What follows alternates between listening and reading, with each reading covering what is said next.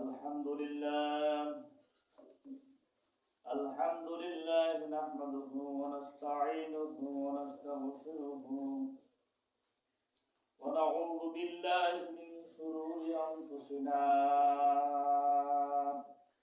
ومن سيئات أعمالنا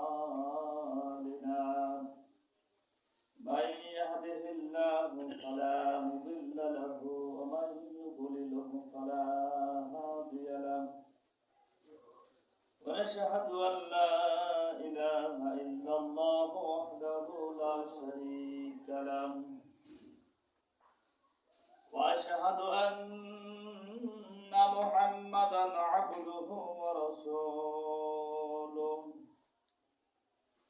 أرسله بالحق بشيرا ونذيرا وداعيا إلى الله بإذنه وسراجا منيرا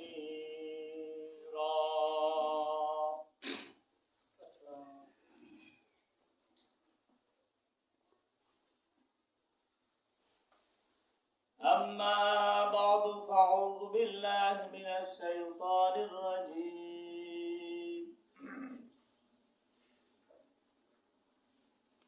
الذين يأكلون الربا لا يقومون إلا كما يقوم الذي يتخبطه الشيطان من المس ذلك بأنهم قالوا إنما البيع مثل الربا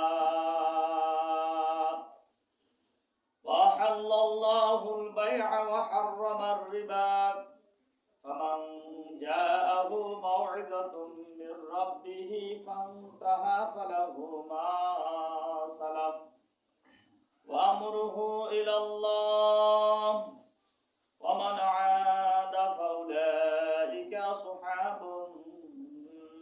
النار هم فيها خالدون.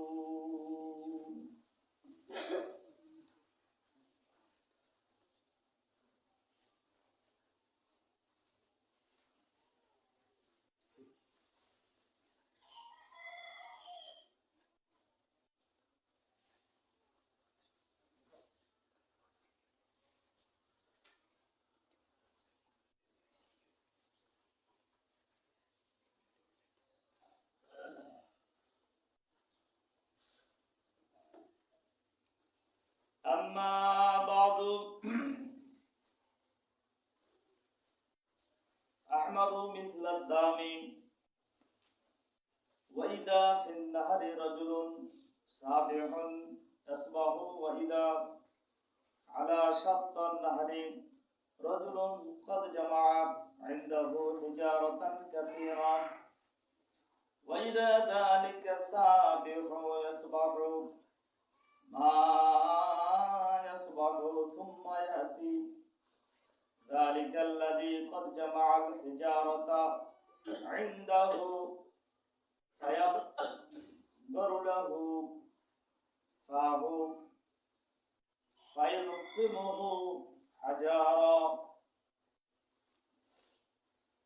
وذكر في تفسيره أنه أكل الربا. أما بعد فإن خير الحديث كتاب الله وخير الهدي هدي محمد صلى الله عليه وسلم وشر الأمور محدثاتها وكل محدثات بدعة وكل بدعة ضلالة وكل ضلالة في النار. أما بعد الحمد لله সমস্ত তারিফ ও প্রশংসা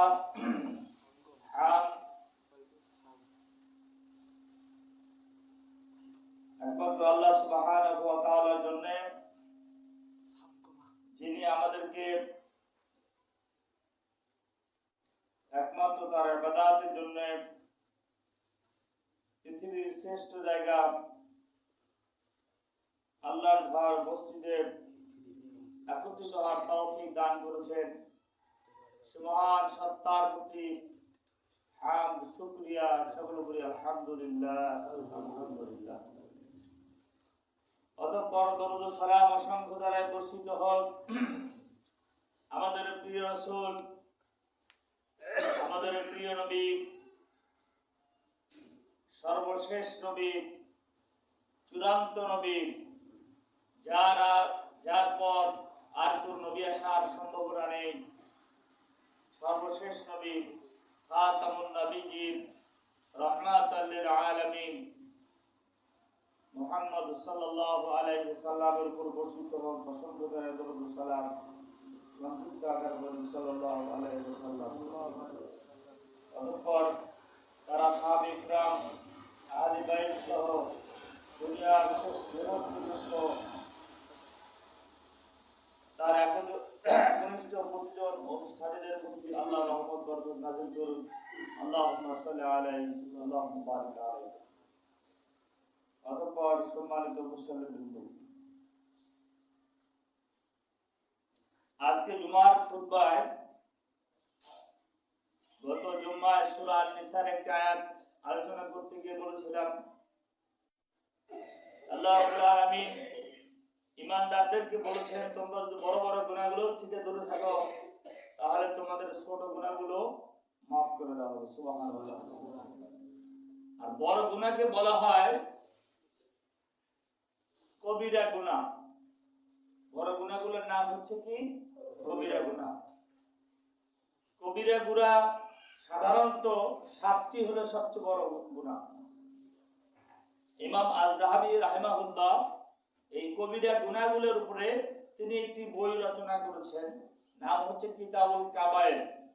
কিতাবুল কাবায়েরে ছোট বড় তিনি ৭৭টি কবিরা গুনাহ লিপিবদ্ধ করেছেন।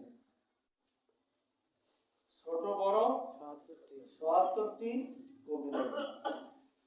আর কবিরা গুনাহ হচ্ছে বড় গুনাহ, যে গুনাহের জন্য শাস্তি নির্দিষ্ট করা আছে। কবরের শাস্তির কথা বলা আছে। যে গুনাহের জন্য দুনিয়াতে হুদুদের ব্যবস্থা আছে, বিচার ব্যবস্থা আছে, এগুলো হচ্ছে বড় বড় গুনাহ। এই সমস্ত গুনাহের জন্য আল্লাহ রাব্বুল আলামিন রাসূল আকরাম সাল্লাল্লাহু আলাইহি ওয়াসাল্লামের মাধ্যমে শাস্তির কথা বর্ণনা করেছেন। এই গুনাহগুলো হচ্ছে বড় গুনাহ।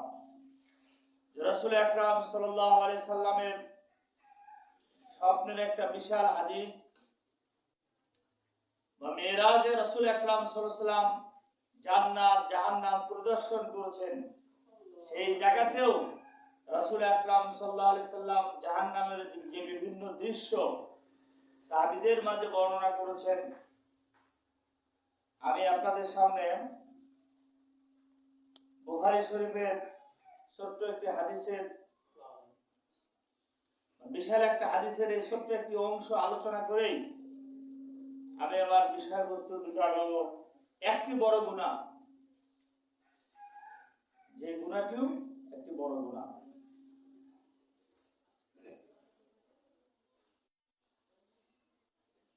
সামুরা বিন জুনদুব রাদিয়াল্লাহু তাআলা বলেছেন, একটি দীর্ঘ হাদিসে নবী সাল্লাল্লাহু আলাইহি সাল্লাম স্বপ্ন সম্পর্কে তিনি যা দেখেছেন তা বর্ণনা করতেছিলেন। এটা বিশাল হাদিসের একটা অংশ, মাঝখান থেকে একটা অংশ বলছি। আল্লাহ রাসূল সাল্লাল্লাহু আলাইহি ওয়াসাল্লাম একদিন স্বপ্নে ফেরেশতারা থেকে উপর দিকে উঠে নিয়ে গেলেন। সেখানে অনেক জায়গা তিনি ঘুরলেন। একটি জায়গায় তিনি দেখতেছেন যে একটা নদীর বর্ণনা করতে গিয়ে রাসূল আকরাম সাল্লাল্লাহু আলাইহি ওয়াসাল্লাম বলেছেন এটি ছিল লাল। হাদিসে আছে রক্তের নদী। এই নদীতে একটি লোক সাঁতার কেটে কিনারের দিকে আসতেছে, আবার কিনারেই পাড়ের উপরে একটি লোক বসা আছে, সে কিছু পাথর সংগ্রহ করতেছে। এই লোকটা যখন কিনারে চলে আসে, এই লোকটি যখন তার কাছে সংগ্রহ করে থাকা পাথর তার মুখে নিক্ষেপ করে, সে অনেক দূর চলে যায়, তার চেহারা নষ্ট হয়ে যায়, আবার সেইভাবে আসে, আবার তার মুখের উপর পাথর নিক্ষেপ করা হয়। আল্লাহ রাসূল সাল্লাল্লাহু আলাইহি সাল্লাম এই দৃশ্য দেখে জিবরাইল আলাইহিস সালামকে বললেন, ভাই জিবরাইল, কে এই ব্যক্তি কে, আর কি কারণে শাস্তি হচ্ছে? স্বপ্নের শেষ অংশে জিবরাইল আলাইহিস সালাম তার এই শাস্তির বর্ণনা দিকে বললেন যে এই হচ্ছে আপনার উম্মত। নদীর সাগরে যে রক্তের নদীতে যে সাঁতার কাটতেছে হচ্ছে আপনার উম্মত। এ হচ্ছে আপনার একজন উম্মত। সে দুনিয়াতে যে পাপ করেছে, এই পাপের কারণে তাকে শাস্তি দেওয়া হচ্ছে, আর এই শাস্তিটা চলবে চিরকাল। হাদিস শরীফে আছে, পরকালে বিচার ব্যবস্থা হওয়ার পরে জান্নাত সে নিজেকে নিয়ে গর্ব করবে, জাহান্নাম সেও নিজেকে নিয়ে গর্ব করবে। জান্নাত বলবে যে আমার ভিতরে আছে সব দুর্বল শ্রেণীর লোক। কি শ্রেণীর লোক? দুর্বল। আর জাহান্নাম বলবে আমার ভিতরে আসছে সব হচ্ছে হৃষ্টপুষ্ট, ক্ষমতাধর, মাস্তান স্টাইলের, যাদের একটু ভাব অহংকারী, বিদ্বেষী, তারা জাহান্নামী। আল্লাহ রাব্বুল আলামিন জান্নাতকে সান্ত্বনা দিয়ে বলবেন, জান্নাত, তোমার ভিতরে দুর্বল লোকেরা আসতেছে, আমার দয়া এবং রহমত হচ্ছে জান্নাত। আর জাহান্নামকে বলবে, তুমি হচ্ছে আমার আযাব, আমার বান্দাদের যাকে ইচ্ছা তাকে আমি তোমাকে দ্বারা আযাব দেব, শাস্তি দেব, কঠিন শাস্তি দেব। আল্লাহ রাব্বুল আলামিন জান্নাতি মানুষ এবং জাহান্নামী মানুষদেরকে সব একত্রিত করবেন। জাহান্নামী মানুষেরা, জান্নাতি মানুষেরা যারা জান্নাতের ভিতরে আসে, তাদেরকে যখন ডাকা হবে তখন তারা একটু ভীত সন্ত্রস্ত হবে, যে কি জানি আমাদেরকে জান্নাত থেকে বাহির করে দেওয়া হয় কিনা, আমাদের জান্নাত থেকে বহিষ্কার করা হয় কিনা। তাদের মধ্যে এরকম ভয় আতঙ্ক থাকবে। জাহান্নামীদেরকে যখন ডাকা হবে, জাহান্নামী মানুষেরা তখন আনন্দে আত্মহারা হবে, তারা একটু খুশি থাকবে, আমাদের বুঝি জাহান্নাম থেকে নিষ্কৃতি দেওয়া হবে। কিন্তু জান্নাতি মানুষ এবং জাহান্নামী মানুষকে এক জায়গায় করে আল্লাহ রাব্বুল আলামিন সকলকে বলবেন, তোমরা এই বস্তুটাকে চেনো? সবাই বলবে, হ্যাঁ চিনি, এর নাম হলো মৃত্যু। জান্নাতি মানুষ এবং জাহান্নামী মানুষকে এক জায়গায় করে মৃত্যুকে জবাই করে দেওয়া হবে, যে আর কারো কোনোদিন মৃত্যু। যারা জান্নাতে থাকবে তারা জান্নাতের নাজ নিয়ামত, সুখ স্বাচ্ছন্দ্য ভোগ করবে, আর যারা জাহান্নামে থাকবে তাদের চিরকাল এই শাস্তি ভোগ করতেই হবে। সম্মানিত মুসলিমবৃন্দ, আমি বড় গুনাহগুলোর মধ্য থেকে একটি গুনাহকে সামনে নিয়ে আলোচনা থেকে আগাচ্ছি। এই পাপ, এই গুনাহ যারা করবে তাদেরকে রক্তের নদীতে ভাসিয়ে দেওয়া হবে, এবং তারা কিনারে আসার যতই চেষ্টা করবে তাদের মুখে পাথর নিক্ষেপ করা হবে। আর মৃত্যুকে যখন জবাই করা হবে তাকে এই জায়গায় অবস্থান করতে হবে। দুনিয়ায় চলতে গিয়ে দুনিয়ার সামান্য সুখ শান্তির জন্য, দুনিয়ার সামান্য কিছু অর্থ টাকা পয়সার জন্য আমরা পরকালের এই সুখ শান্তিকে হারাতে পারি না। দুনিয়ার এই সুখ শান্তি সামান্য কিছু সময়ের জন্য, পরকালের এই বিশাল সময়ে আযাব এবং কষ্ট যদি আসে, এটা আমরা সহ্য করতে পারবো না। পরকালে তো আরো কঠিন থেকে কঠিন আযাব আছে। আজকে আমরা সমগ্র জাতি অন্যায় এবং গুনাহের মধ্যে লিপ্ত হয়ে পড়েছি। সেখান থেকে আমাদের বেরিয়ে আসতে হবে। ছোট বড় এখান থেকে কেউ বাদ পাবে না। সে বিষয়টি হচ্ছে আল্লাহ রাব্বুল আলামিন সূরা আল বাকারার 275 থেকে প্রায় 6-7টা আয়াত এই বিষয়ের উপরে। আমি 275 নম্বর আয়াত আমি আপনাদের সামনে তেলাওয়াত করেছি। এর উপরে সংক্ষিপ্ত আলোচনা করার চেষ্টা করব। ওমা তৌফিক ইল্লা বিল্লাহ আলাইহি তাওয়াক্কালতু ওয়া ইলাইহি উনীব। আলোচনার প্রারম্ভে খুতবার বক্তৃতার শুরুতেই আমরা যারা উপস্থিত আছি তাদের কাছে বিনয়ের সাথে আবেদন থাকবে, কোরআনে বর্ণিত যে হারাম আমি হারাম জানার পরে সেটি বর্জন করার চেষ্টা করব। আল্লাহ তৌফিক দিন বলে আল্লাহুম্মা আমিন। আমার কষ্ট যতই হোক, আমার দুঃখ যতই হোক, কোরআন যেটাকে হারাম বলেছে নিঃসন্দেহে আমাকে তা বর্জন করতে হবে। যদি আমি ঈমানের দাবি নিয়ে সামনে থাকি, আমার যদি ঈমানের দাবি থাকে কোরআনে বর্ণিত হারামকে আমি হারাম হিসেবে প্রত্যাখ্যান করব, তা না হয় ঈমানি ভাব দেখালেও আমার অবস্থান হবে মুনাফিকি। আমরা কি মুনাফিকের পরিচয় দিব না ঈমানি ভাব নিয়ে সামনে থাকবো? আল্লাহ তৌফিক দিন, আল্লাহুম্মা আমিন।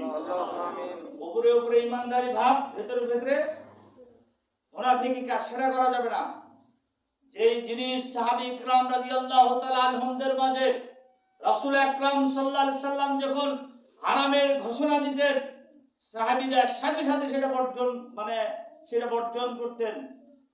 যেই দিনে মদের আয়াত নাযিল হয়েছে, ইয়া আইয়ুহাল্লাযীনা আমানু ইন্নামাল খামরু ওয়াল মাইসিরু ওয়াল আনসাবু ওয়াল আজলামু রিজসুম মিন আমালিশ শাইতান, আয়াত নাযিল হওয়ার সাথে সাথে সাহাবীরা যাদের কাছে সংরক্ষিত মদ ছিল, মদের ডগা ছিল, মদের মটকি ছিল, সব রাস্তায় ফেলে দিয়েছে।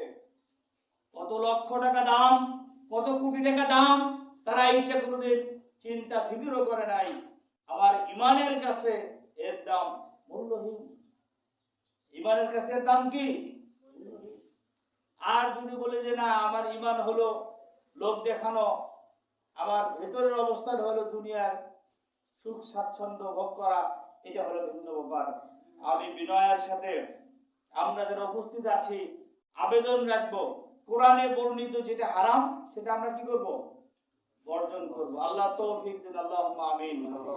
আমরা আল্লাহর কাছে সাহায্য প্রার্থনা করছি, আল্লাহ যেন আমাদের সকলকে এই হারামগুলো বর্জন করার দান করে, তৌফিক দান করে। রব্বানা তাকাব্বাল মিন্না ইন্নাকা আনতাস সামিউল আলিম ওয়া তুব আলাইনা ইন্নাকা আনতাত তাওয়াবুর রাহিম। সূরা আল বাকারা 275 নম্বর আয়াত। সবার ঘরেতে কোরআন মাজিদ আছে, কিন্তু আমরা কোরআন পড়ি না। কি করি না? পড়ি না। দেখেন মুসলমানদের কি অবস্থা। মুসলমান কোরআনের বিরুদ্ধে বক্তব্য দেয়। সুবহানাল্লাহ বলবেন না নাউজুবিল্লাহ বলবেন? নাউজুবিল্লাহ। কোরআন যে বোঝে না সেটাও বোঝে না। আল্লাহ রাব্বুল আলামিন বলছেন, আল্লাযীনা ইয়াকুলুনা রিবা লা ইয়াকুমুনা ইল্লা কামা ইয়াকুমুল্লাযী ইয়াতাখাব্বাতুহু শাইতানু মিনাল মাস যালিকা বিআন্নাহুম ক্বালু ইন্নামাল বাই'উ মিছলু রিবা ওয়া আহাল্লাল্লাহু আল-বাই'a ওয়া হাররামা রিবা ফামান জাআহু মাউ'িযাতুম মির রাব্বিহি ফান্তাহা ফালাহু মা সালাম ওয়া আমরুহু ইলাল্লাহ ওয়া মান আ'আদা ফাউলাইকা আসহাবুন নার হুম ফিহা খালিদুন। যারা সুদ খায় তারা সেই লোকের মতো দাঁড়াবে যাকে শয়তান স্পর্শ দ্বারা বেহুশ করে দেয়। জিন যদি কাউকে ধরে তাকে কি করে দেয়? তার কি হুঁশ থাকে? তার কিন্তু হুঁশ থাকে না। জিন যে লোকটাকে ধরে, এই লোকটা কিন্তু মুখে যা কিছু বলে এই বক্তব্যটা জিনের বক্তব্য, তার নিজস্ব বক্তব্য না। জিন যখন ধরে ফেলে একটা লোককে স্পর্শ করে ফেলে, তাকে যখন জ্ঞান শূন্য করে দেয়, তখন তার কোনো হিতাহিত জ্ঞান গরিমা।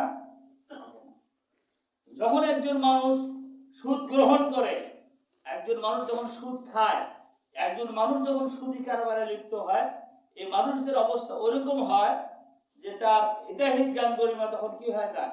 লোপ পায় যায়। তখন তার ভিতরে বিভিন্ন চিন্তা ফিকির ঢুকে পড়ে। কোরআন এবং সহিহ হাদিসের যে সমস্ত চিন্তা চেতনা, হারাম বর্জনের যে চিন্তা চেতনা, এটা তখন আর থাকে না। আল্লাহ রাব্বুল আলামিন বলছেন, আতাখাব্বাতুহু শাইতানু মিনাল মাস, শয়তান স্পর্শ দ্বারা বেহুশ করে দেয়, এরকম একটা অবস্থা তার তৈরি হয়। যালিকা বিআন্নাহুম ক্বালু ইন্নামাল বাইউ মিসলুর রিবা ওয়া হাল্লাল্লাহুল বাই'a ওয়া হাররামার রিবা। এই শাস্তির জন্য যে তারা বলে, যখন তাদেরকে বলা হয় যে কিছু শাস্তি হবে, তখন যারা সুদ খায় তারা তখন কি বলে? সুদখোরদের একটা বক্তব্য আছে, এটা সমস্ত সুদখোরেরা বলে, এই দেশে যে সবচাইতে আন্তর্জাতিক খ্যাতিসম্পন্ন যিনি সুদের দ্বারা এই দেশে সুদ প্রতিষ্ঠা করতে গিয়ে যিনি কি পেয়েছেন, ডক্টর নোবেল পেয়েছেন, নোবেল পুরস্কার পেয়েছেন সুদের দ্বারা, তাকেও বলেন সে বক্তব্য দিবে। তার একটা বক্তব্য, আজ থেকে ১৫০০ বছর আগে আল্লাহ রাব্বুল আলামিন নবী মুহাম্মদ রাসূলুল্লাহ সাল্লাল্লাহু আলাইহি সাল্লামের কাছে যখন 23 বছর সময়ের মধ্যে কোরআনুল কারীম নাযিল করেছেন, তারা কি বক্তব্য দিবে আল্লাহ সেটা কোরআনে কোট করেছেন। বলেন সুবহানাল্লাহ। তারা সে আল্লাহ রাব্বুল আলামিন কোরআনে সেটা কি করেছেন? কোট করেছেন। আপনি একজন লোককে একটা কথা বলবেন, বলার পরে সে কি বলবে, তাকে যখন আপনি দাওয়াত দিবেন যে ভাই এটা হারাম, এটা ছাড়েন, সে তখন একটা বক্তব্য দিবে। সেই বক্তব্যটা আল্লাহ রাব্বুল আলামিন কোথায় কোট করেছেন? কোরআনুল কারীমে। যখন এই শাস্তির কথা তাদেরকে বলা হবে, তখন তারা বলবে, প্রথমে হেদায়েতে আসতে চাবে না। যারা এই কারবার করে প্রথমে কি চাবে না? হেদায়েতে আসতে চাবে না। মুমিন আর শয়তানের মধ্যে যে পার্থক্যটা, আদম আলাইহিস সালামকে আল্লাহ রাব্বুল আলামিন বললেন যে তুমি জান্নাতে থাকো, খাও দাও, সবকিছু করো, কিন্তু একটা শর্ত, ওয়ালা তাকরাবা হাযিহিস শাজার, ওই গাছের নিকটবর্তী হয়ে না। আদম আলাইহিস সালাম হয়ে গেল, হওয়ার পরে আদম আলাইহিস সালাম কি বললেন? রব্বানা যালামনা আনফুসানা ওয়া ইল্লাম তাগফির লানা ওয়া তারহামনা লানাকুনান্না মিনাল খাসিরিন। আমার রব, আমরা জুলুম করেছি আমাদের নফসের প্রতি, তোমার হুকুম অমান্য করে আমি জুলুম করেছি আমার নফসের প্রতি। ওয়া ইল্লাম তাগফির লানা, তুমি আমাদের ক্ষমা করে দাও। ওয়া তারহামনা, আমাদের প্রতি রহম করো। লানাকুনান্না মিনাল খাসিরিন, তা না হয় আমরা ক্ষতিগ্রস্ত হয়ে যাব, আমরা ধ্বংস হয়ে যাব। এই বক্তব্যটা কার? আদম আলাইহিস সালাম। আদম আলাইহিস সালাম কি করেছিলেন? ভুল করেছিলেন। আল্লাহর হুকুমে যেভাবেই হোক, বিষয়টা একটা ভুলের কারণ, ভুল করেছে। আদম আলাইহিস সালাম বললেন, রব্বানা যালামনা আনফুসানা, আয় আল্লাহ আমরা জুলুম করেছি আমাদের নফসের প্রতি, আমাদের মাফ করো, রহম করো, ক্ষমা করো, না হলে ধ্বংস হয়ে যাব। আবার মিস্টার ইবলিসকে আল্লাহ রাব্বুল আলামিন বললেন, লিল মালাইকাতিসজু, সিজদা করো। ইবলিস সিজদা করলো না। ইবলিস কি সিজদা করছে? করে নাই। আল্লাহ ইবলিসকে বলল, কি খবর মিস্টার ইবলিস, তুমি সিজদা করলে না কেন? তো ইবলিস এখন ভুল স্বীকার না করে যুক্তি দিল। কি? সে যুক্তি উপস্থাপন করলো, সে বক্তৃতা করলো, ওকালতি করলো যে আমি হলাম আগুনের তৈরি আর মানুষ হলো, আমি আগুনের তৈরি জিন হয়ে মাটির তৈরি মানুষকে সিজদা কিভাবে করি? তারপর যে আমি হলাম ঊর্ধ্বমুখী, মানুষ হলো কি মুখী? নিম্নমুখী, আমি কিভাবে সিজদা করি? ইবলিস শয়তান কি করলো? যুক্তি উপস্থাপন করলো। আর আদম আলাইহিস সালাম কি করলেন? ক্ষমা প্রার্থনা করলেন। আমরা আদম আলাইহিস সালামের পথ বাঁচবো না ইবলিসের পথ বাঁচবো? আল্লাহ তৌফিক দিন, আল্লাহুম্মা আমিন। পথ কিন্তু দুইটা, আদম আলাইহিস সালামের পথ আর পাশাপাশি কার পথ? ইবলিসের। ইবলিসের পথ হলো যুক্তি উপস্থাপন করা। যখন জাতির সামনে এই দাওয়াত পৌঁছানো হবে, আল্লাহ রাব্বুল আলামিন বলছেন, তখন তারা বলে যারা সুদের কারবার করে, তারা তাদের বক্তব্যটা সেটা আল্লাহ কোরআনে বলছে যে এটা তো ক্রয় বিক্রয়ের মতোই। কালু ইন্নামাল বাইউ মিসলুর রিবা, এটা তো ক্রয় বিক্রয়ের মতো, এটা একটা ব্যবসা বাণিজ্যের মতো। এটা আবার কিভাবে? শাস্তি আবার কিসের?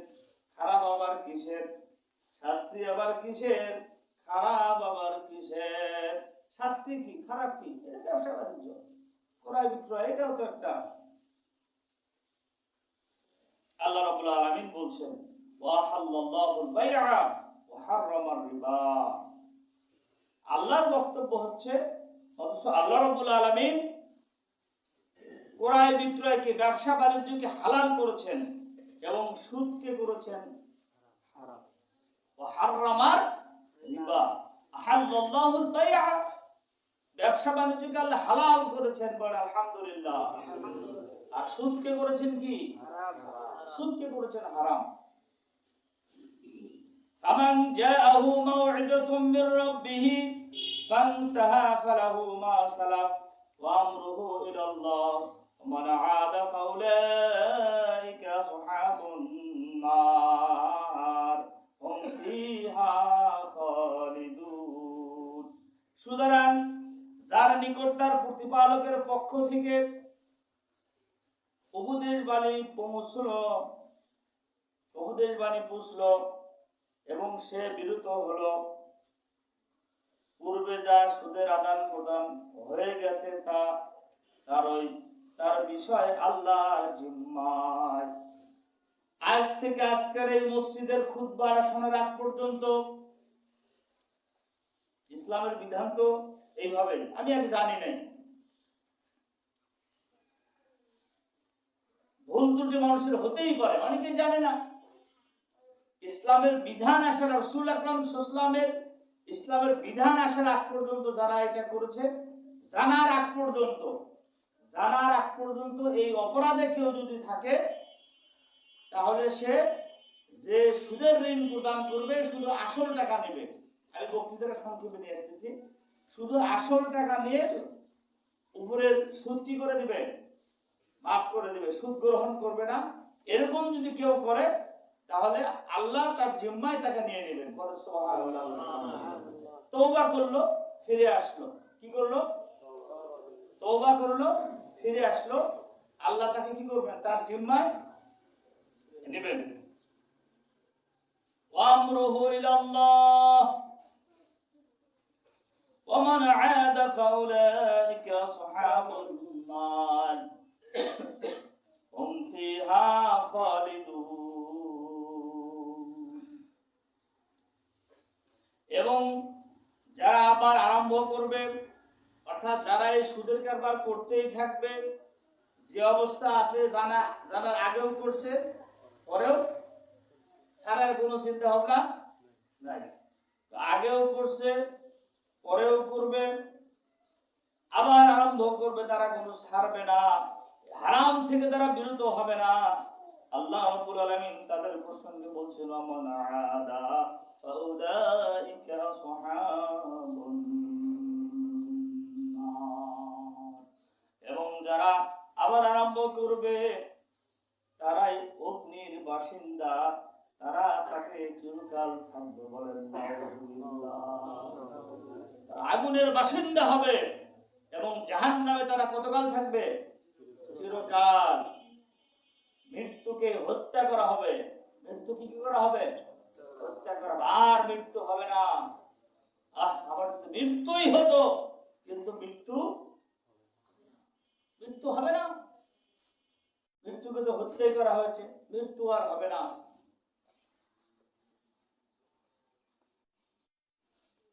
সম্মানিত উপস্থিতি, এর সাথে এটা এমন একটা অপরাধ, আল্লাহ রাসূল সাল্লাল্লাহু আলাইহি ওয়াসাল্লাম বলেছেন, আবার উম্মতের এমন একটা পর্যায় হবে, এখান থেকে কেউ বাঁচতে পারবে না। সাহাবীরা বললেন, ইয়া রাসূলুল্লাহ সাল্লাল্লাহু আলাইহি সাল্লাম, সবাই এর সাথে জড়িত হবে? সবাই কি সুদখোর হবে? রাসূল বললেন, তা হবে না, কিন্তু এর যে ধুলাবালি আছে, এর যে কি আছে, এর একটা ধুলাবালি আছে, এর একটা অংশ আছে, এটার সাথে সংশ্লিষ্ট হয়ে যাবে। কি হয়ে যাবে? সংশ্লিষ্ট হয়ে যাবে।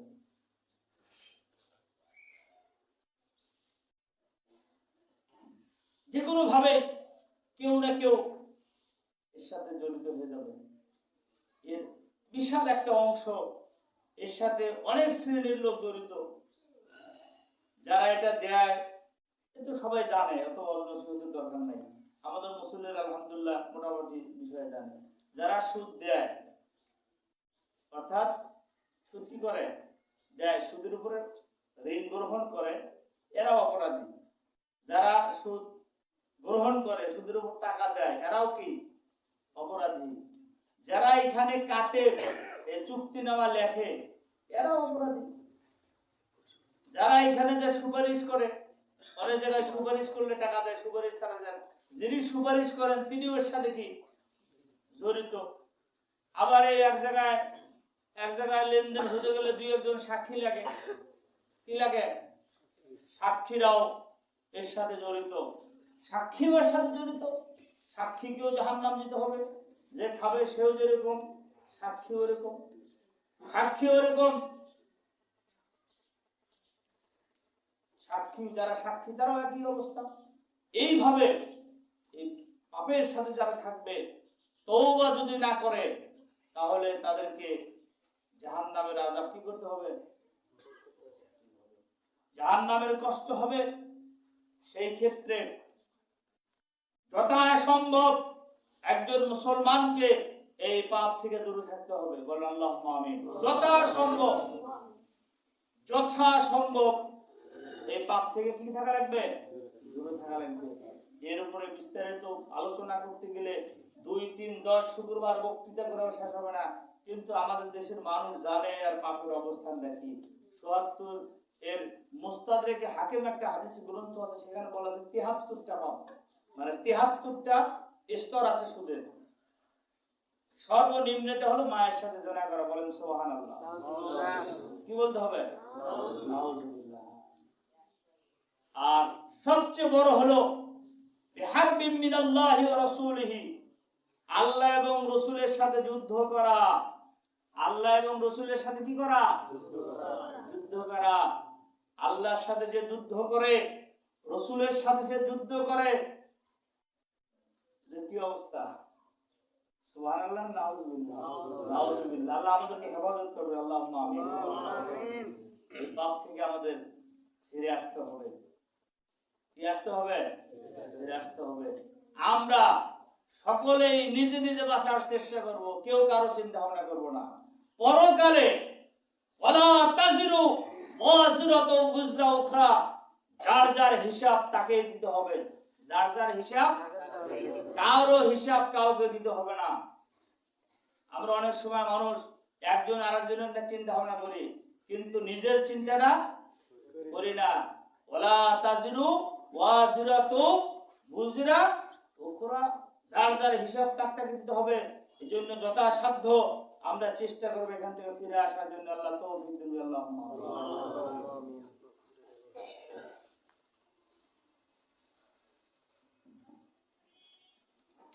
আলহামদুলিল্লাহি রাব্বিল আলামিন ওয়াল আকিবাতু লিল মুত্তাকিন, ওয়াসসালাতু ওয়াসসালামু আলা রাসূলিল কারীম ওয়া আলা আলিহি ওয়া আসহাবিহি ওয়া আহলি বাইতিহি ওয়ান নাস আজমাইন, আম্মা বা'দ। আমার সময় শেষ হয়ে গেছে, এবারে একটা সাবজেক্টের বক্তব্য বুঝাইতে হয়। আল্লামা আবু তাহের বর্ধমানী রাহিমাহুল্লাহ মারা গেছেন লোকটা। মহিলাগঞ্জ কামিল মাদ্রাসা মাঠে উনি একটা বক্তৃতা প্রসঙ্গে একটা কথা বলেছিলেন, কিন্তু কথাটা আমার খুব ভালো স্মরণ আছে।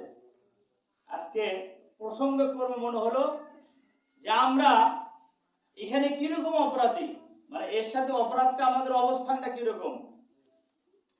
তো উনি বিশেষ একটা ধর্মের দুজন পণ্ডিতের কথা বলছেন, সেই ধর্মের নামটা আমি বললাম না। দুইজন পণ্ডিত সফর থেকে এসে রেলগাড়িতে নামছে। নামার পরে তার বাড়িতে যেতে 5-7 মাইল রাস্তা, রাত 12টা-1টার দিকে নামছে। এখন কি করে, যে মুসলমানের বাড়িতে মেহমান হয়েছে। দুইজন পণ্ডিত, অন্য ধর্মের পণ্ডিত, মেহমান হচ্ছে কোন বাড়িতে? মুসলমানের বাড়িতে। সারাদিনের ক্ষুধার্ত ছিল, মুসলমান বাড়িতে ওনাকে থাকার জায়গাটাকে করে দেওয়ার পরে বলছে যে ভাই আলহামদুলিল্লাহ আমার বাড়িতে আপনারা আসছেন, আমরা খুব খুশি হয়েছি, এত রাত্রে আপনাকে কি খাওয়াই? কিছু খাওয়ার ব্যবস্থা আছে। ওনার ঘরে যে খানার ব্যবস্থা ছিল সেই ব্যবস্থাটা আমাদেরকে দিয়েছেন। ওনারা দুইজন খেয়েছেন। খাইতে গিয়ে একজন একটু তৃপ্তি সহকারে খাইছে, মানে খাইতে খাইতে যা ইচ্ছা খাইছে, আর একজন একটু শখে শখে খাইছে। শখে শখে বোঝেন না, মানে তার ধর্মে এই জিনিসটা নেশে, গরুর গোস্ত, তার ধর্মে এটা খাওয়া যাবে না। সে ওই সুরা দিয়ে ভাতটা নাকি 2-1 টুকরা 2-4-5 টুকরা খাইছে, আর উনি প্রায় 1/2 কেজি 3 পয় এরকম খেয়ে ফেলছে। রাত্রে ওনারা মেহমানদারি করে রাত্রে থাকার পরে পরের দিন সকালবেলা দুইজন যাচ্ছে নিজ বাড়ির দিকে। রাস্তায় দুইজনে আলাপচারি, তার এক পর্যায়ে আলাপ উঠে গেছে। একজন বলতেছে ভাই শোনো, সত্য কোনোদিন গোপন থাকে না। কি থাকে না? সত্য কোনোদিনও গোপন থাকে না, এটা একদিন না একদিন প্রকাশ হয়। আমরা দুইজন যে জিনিসটা আজকে রাত্রে খাইছি একদিন তো প্রকাশ হবেই। তো ভাই আমি তো 3-4 টুকরা খাই, কোনো মতো ভাতটা খাইছি, তুমি যে খাওয়া খাইছো এই পোয়া তিনে প্রকাশ হলে হবে কি? বাণিজ্য নিয়ে তো টানাটানি বেঁচে যাবে। কি টানাটানি হবে? এই যে আমরা যাদের এই মানে ওরা এইভাবে খেলো, জানাজানি হলে কি হবে? বাণিজ্য নিয়ে টানাটানি হবে। এখন যে মনে করেন একদম বেশি করে খাইছে, একদম পোয়া তিনেক পার করে ফেলছে, ওই তো যুক্তি। উনি এখন যুক্তি দিতে, ভাই শোনো ওগুলো কথা না, যেটা খাওয়া ধর্মে নিষেধ সেটা নিষেধই, কম খাওয়াও না বেশি খাওয়া না। তুমিও অপরাধী আমিও অপরাধী। খাইছো তো, খাসি তো কি, কম খাওয়াও যা বেশি খাও কি অপরাধ। এটা হলো যুক্তি, এটা হলো কি? এই কথাটা মুসলমানের না শয়তানের? এই কথাটা হলো শয়তানের। যথাসম্ভব হারাম থেকে বাঁচার চেষ্টা করব। যদি একান্ত এখন একজন মানুষ চাকরি বাকরিতে, আমাদের দেশের অর্থ ব্যবস্থা হলো সুদী। অর্থ ব্যবস্থা কি? বেশিরভাগ লোক ইসলাম বোঝে না। বেশিরভাগ লোক নিজে যেটা বোঝে সেটাকে ইসলাম মনে করে, নিজে যেটা আমল করে সেটাকে চূড়ান্ত মনে করে। কোরআন হাদিসের এই দেশের শর্ত ব্যবস্থা হলো সুদী ব্যবস্থা। একজন মুসলমান যথাসাধ্য চেষ্টা করতে হবে এই কাজ থেকে কি থাকা, বিরত থাকা। আপনি একজন ব্যবসা করলে প্রয়োজনে ব্যাংকে আপনার একটা অ্যাকাউন্ট থাকতে হবে। অ্যাকাউন্টে যদি ব্যাংক থেকে টাকা উঠান তো আপনার কি দেওয়া লাগবে? আপনাকে যথাসাধ্য চেষ্টা করতে হবে এই কারবার থেকে আপনার কি থাকা, যথাসাধ্য যথাসাধ্য চেষ্টা করতে হবে। আপনার বাড়িতে খাবার কিচ্ছু নাই, সন্তানাদি আপনার অনাহারে রয়েছে, ইসলাম আপনাকে মরা গরু খাওয়া জায়েজ করেছে। বলেন আলহামদুলিল্লাহ। কি জায়েজ করেছে? মরা গরু। ইসলাম আপনাকে যাকাত খাওয়া জায়েজ করেছে। খাবার কিচ্ছু নাই, যাকাত খান, ওষুধ খান, ফেতরা খান, কুরবানির গোশত খান, সাদকা খান, আপনার জন্য জায়েজ। মরা গরুর কুরবানির সাদকা এটা তো জায়েজ, কিন্তু চূড়ান্ত পর্যায়ে আপনার খাবার কিচ্ছু নাই, বাড়িতে সবাই অনাহারে, মরা গরু খাওয়া যায় কি জায়েজ? তবু সুদ খাওয়া যায়, তবু কি নাই, তবু সুদে যাওয়া যাবে না। আজকে আমরা ইচ্ছা করে মুসলমান ইমানের দাবি ইচ্ছা হেতু এই সময় হারামের সাথে জড়িত হয়ে যাচ্ছি। আমি বিনয়ের সাথে বলবো, কেউ কারো না, আমি আমার চেষ্টা করবো আল্লাহ যেন আমাকে বাঁচার তৌফিক দেবে। আল্লাহুম্মা আমিন। আপনারা যার যার মতো কে বাঁচার চেষ্টা করবেন? নিজে। আল্লাহ রাব্বুল আলামিন বলছেন কুআন ফুসিকুম ওয়া আহলিকুম নার, তুমি আগে নিজে বাঁচো জাহান্নামের আগুন থেকে, ওয়া আহলিকুম তোমার পরিবারকে বাঁচাও। আগে নিজে, তারপরে কি পরিবার। আমাকে বাঁচতে হবে, আমার পরিবারকে বাঁচতে হবে, আমার স্ত্রীকে বাঁচাতে হবে, আমার ছেলেকে বাঁচাতে হবে, আমার মেয়েকে বাঁচাতে হবে, আমার ভাইকে বাঁচাতে হবে, আমার বোনকে বাঁচাতে হবে, আমার খালাকে বাঁচাতে হবে, আমার ফুফুকে বাঁচাতে হবে, আমার দাদাকে বাঁচাতে হবে, আমার বাবাকে বাঁচাতে হবে, আমার আত্মীয় ওয়ারিসকে আমাকে কি করতে হবে? যথাসাধ্য ইসলামের দাওয়াত নবীজি সাল্লাল্লাহু আলাইহি সাল্লাম কালেমা আসার পরেই আল্লাহর নবীকে আল্লাহ বললেন ওয়ানজির আশিরাতাকাল আকরাবিন, ওয়ানজির আশিরাতাকাল আকরাবিন, ওয়ানজির আশিরাতাকাল আকরাবিন, তোমার নিকট আত্মীয়দেরকে আগে দাওয়াত দাও। রাসূল আকরাম সাল্লাল্লাহু আলাইহি সাল্লাম প্রথম যে দাওয়াত পৌঁছেছিলেন তার স্ত্রী মা খাদিজাতুল কুবরা রাদিয়াল্লাহু তাআলা আনহার কাছে। কার কাছে? কার কাছে বলেন? খাদিজাতুল কুবরা রাদিয়াল্লাহু তাআলা আনহার কাছে। না গ্রামে দাওয়াত দিয়েছিলেন? আজকে শপথ নেন আমি নিজে সুদমুক্ত থাকবো, তারপরে তো প্রথম দাওয়াত দেব কাকে? স্ত্রীকে দাওয়াত দেব। শোনো, আমরা দুইজন জান্নাতে যেতে চাই, সুদের কারবার থেকে আমাদের বেরিয়ে আসতে হবে, সিদ্ধান্ত গ্রহণ করতে হবে। এই সিদ্ধান্ত যদি আমরা নিতে পারি, আমার সমাজে সুদ থাকবে না, দেশে সুদ থাকবে না। আগে ডিসিশন নিতে হবে স্বামী এবং স্ত্রী, ডিসিশন ফাইনাল। ইনশাআল্লাহ আমি আপনাদের সামনে ওয়াদা করছি, আমার যথাসাধ্য সিদ্ধান্ত আছে, মরা গরু খাওয়ার পর্যায়ে গেলেও সুদের উপরে সুদ কোনদিন গ্রহণ করব না। ইনশাআল্লাহ ইনশাআল্লাহ ইনশাআল্লাহ আপনাদেরকে এরকম প্রতিজ্ঞা করতে হবে। আল্লাহ যেন তৌফিক দেন, বলে আল্লাহুম্মা আমিন। আরো জোরে সরে বলুন আল্লাহুম্মা আমিন। এই হারাম থেকে, এই সুদ থেকে, মহাপাপ থেকে হেফাজত করো। এতটুকু আলোচনা করে আজকের জুমার খুতবা এখানে শেষ করছি। আপনাদের সকলের মনের দুঃখ কষ্ট কেউ পেয়ে থাকলে ক্ষমা চেয়ে পরকালের জন্য, নাজাতের জন্য, আপনার বাঁচার জন্য আমাকে সিদ্ধান্ত নিতে হবে। তা না হলে পরকালে আমি জাহান্নামে যাব। হারাম খেয়ে যে রক্ত মাংস হবে তা জাহান্নামের আগুনে পড়বে। আমার এই রক্ত, আমার এই মাংস, এটাকে আমি জাহান্নামের আগুনে পুরাবো না জান্নাতে নিয়ে যাব? জান্নাতে নিতে হলে অত গোস্তর দরকার নাই, একটু শাকসবজি খেয়ে জীবন বেঁচে থাকলে চলবে। মাছ গোস্ত অত খাওয়ার দরকার নাই। হারাম টাকা দিয়ে আল্লাহ রাব্বুল আলামিন আমাদেরকে আবারও আল্লাহর কাছে দোয়া করছি, প্রতিপালক তুমি আমাদের প্রতি রহম করো, আল্লাহুম্মা আমিন। প্রতিপালক আমাদেরকে মাফ করে দাও, আল্লাহুম্মা আমিন। প্রতিপালক আমাদের মৃত্যু আত্মীয় স্বজন পিতা মাতা দাদা দিন যারা ঈমান নিয়ে আমরা তাদের কবরে আযাব মাফ করে দাও। প্রতিপালক আমাদের সন্তান আদিদেরকে ইসলামের থাকার তৌফিক দান করো। তাদের আলোচনা করে আপনাদের সকলের সুস্বাস্থ্য, দীর্ঘায়ু, ঈমান ও আমলের উন্নতি কামনা করে আজকে জুমার খুতবা এখানে শেষ করছি। আকুলু কাওলি হাদা আস্তাগফিরুল্লাহ লি ওয়া লিসাইরিল মুসলিমিন ওয়া ইতাইযিল কুরবা ওয়া ইয়ানহা আনিল ফাহশাই ওয়াল মুনকারি ওয়াল বাগই ইয়াইদুকুম লাআল্লাকুম তাযাক্কারুন। উযকুরুল্লাহ ওয়াদউহু ইস্তাজিব লাকুম ওয়া লা যিকরুল্লাহি তাআলা